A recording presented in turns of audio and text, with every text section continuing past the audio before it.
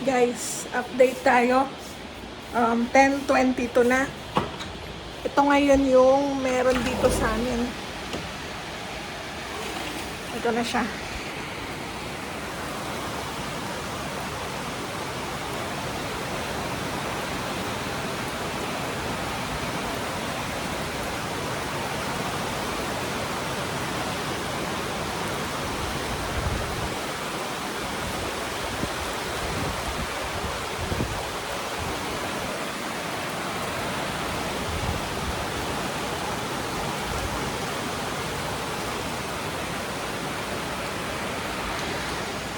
So makikita nyo medyo malakas na yung ulan as compared kanina.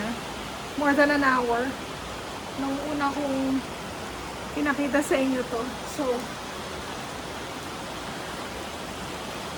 sa palakas pa siguro siya, pero sana naman huwag na siyang lumakas talaga.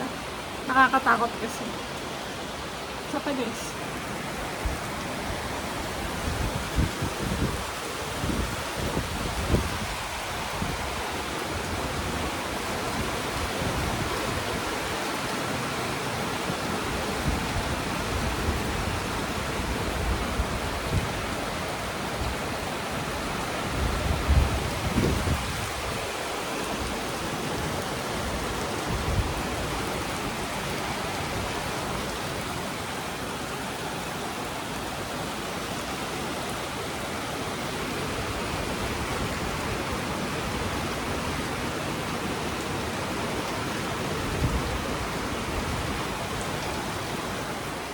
So yun, update ko ulit kayo mamaya siguro after an hour ulit.